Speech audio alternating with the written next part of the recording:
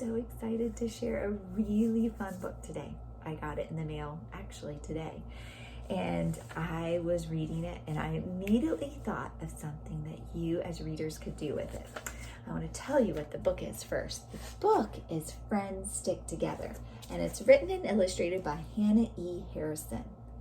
The pictures are so fun. You're going to just love looking at them. And I chose it because I thought we'd do something really good readers do. Really good readers do something called make inferences as they read.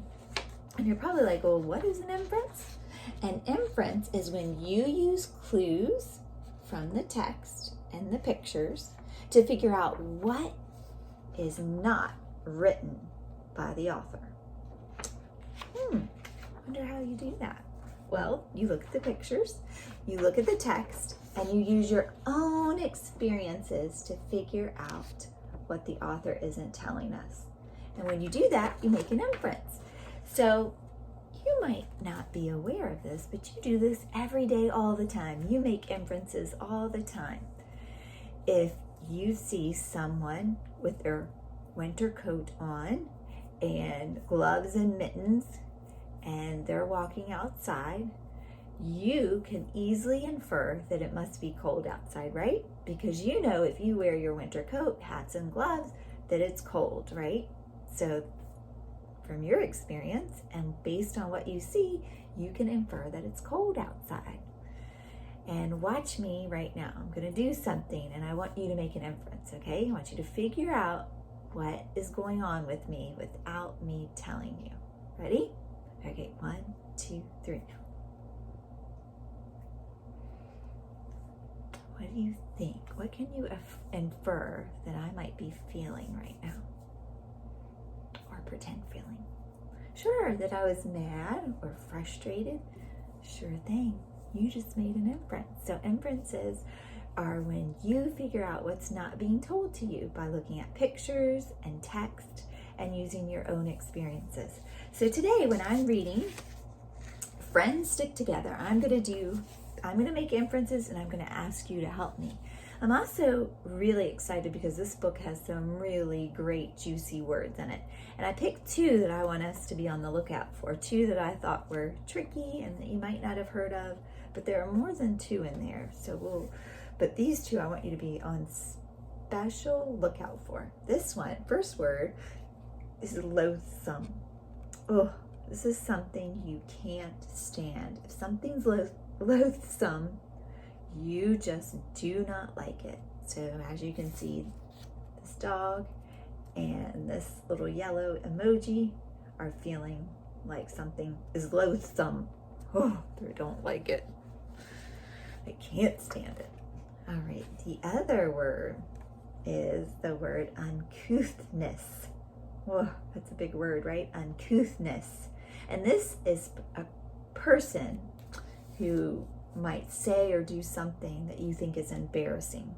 So if you can see the picture, someone is burping and the other person, they think this shows uncouthness.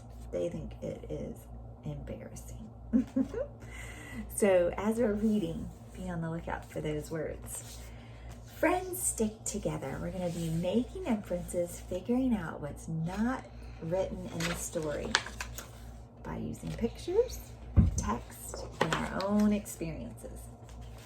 I'm Rupert. I like reading dictionaries, listening to classical overtures, and eating cucumber sandwiches with no crust. This is Levi. He likes corny jokes, armpit farts, and popping wheelies. He says, why do bees always have sticky hairs? Because they use honeycombs. He just showed up one day. Hi, I'm Levi, like the jeans, and sat on my nose. And now I'm stuck with him. So I'm making inference night right now. I infer that Rupert's feeling pretty uncomfortable. And I think this because I heard him say, I'm stuck with him. And his face just doesn't look that happy. And I'd be pretty uncomfortable too if something came up to me and jumped somewhere on me and acted like nothing was strange about that. I would feel uncomfortable too. So see how I use the pictures, the words, and my experiences to make that inference? The author didn't tell us he's uncomfortable, but I inferred that. The other birds are cool. Harold recites Shakespeare. To be or not to be, that is the question. Judith can sing opera. Figaro, Figaro, Figaro. But Levi burps the alphabet. Burp Q, burp R, burp S, burp T, burp U, burp V, burp W, burp X, burp Y. Goodness. Making friends was hard before, but now it's pretty much impossible. Oh my goodness. Rupert is embarrassed right now. I'm inferring he's embarrassed. And I think this because look at his face. It's red. When I get embarrassed, my face turns red too. And I also noticed that he said the other birds are cool. And sometimes when you think someone's not cool, you're embarrassed by them, right? So I infer that he's embarrassed. In music class, Levi likes to play epic air guitar solos. During lunch, he makes a big to-do about eating my ticks and grosses everyone out. Yummy, tastes like chicken. Just kidding, tastes like a tick. And in gym class, he draws even more attention to my shameful lack of upper body strength. No worries, Rupee. I'll be the brawn and you be the brains. Levi has got to go. I want you to make an inference. Up here he's singing, if you're happy and you know it, stretch your toes. If you're happy and you know it, stretch your toes. I want you to think about how Levi's feeling about his time with Rupert. What do you think he's feeling?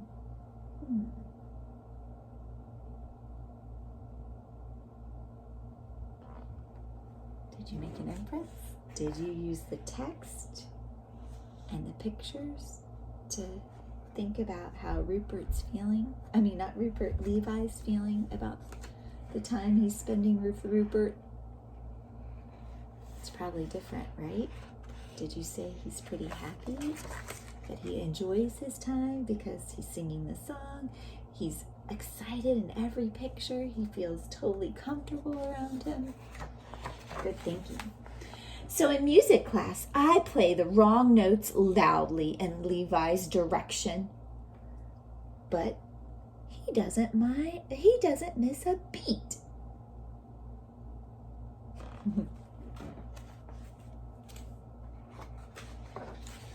During dodgeball, I twist and turn so that Levi gets nailed by the ball every single time. He always bounces back. Woo-wee, this is not our sport.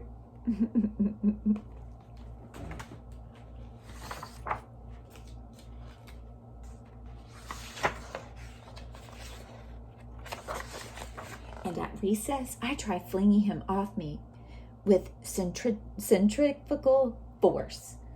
I get sick in the trash can, but Levi has a ride of his life. That was awesome. I decide it's time to be direct. So I say to Levi, I find your boisterousness a tad loathsome. Huh? There's that word, loathsome. He finds it something he just can't stand. Huh? Your uncouthness is slightly problematic. So all his embarrassing things are not good. My what? I want to be alone. Oh, Oh, he says and hops down. Sorry, Rupert. I just thought you looked like you could use a friend. Then he shuffles off to go hide in a bush.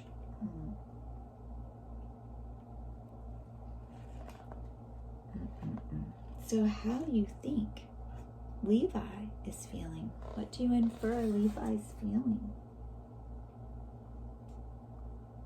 Make an inference.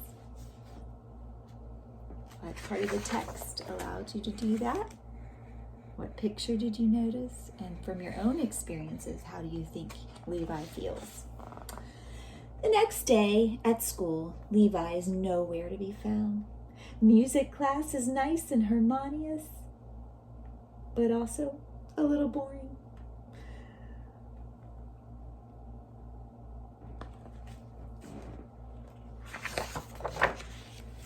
At lunch, I have my favorite cucumber sandwiches, but I can't even enjoy them because I'm so itchy.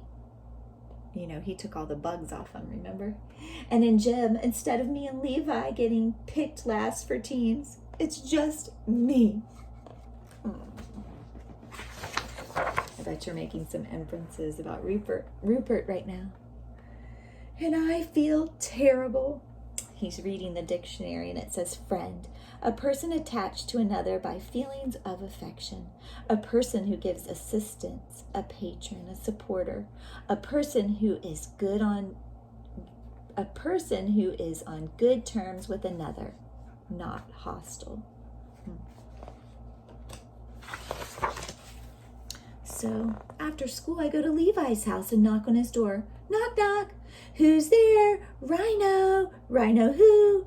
Rhino, I was wrong and you were right and I'm really sorry. Can we be friends? Levi laughs and opens the door. He says, I don't know. You can be a little highfalutin. Huh? It's an adjective. Means too big for your britches. My what? Yeah, he says, we can be friends.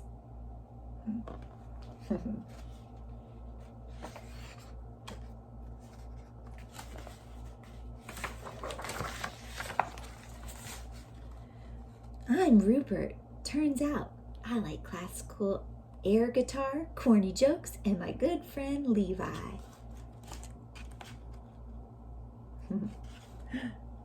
Can you infer how the two friends now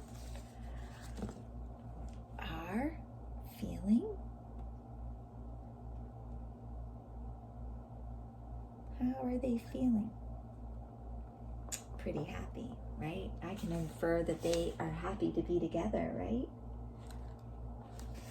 I bet you they're gonna stick together now. Friendships stick together. What a fun book.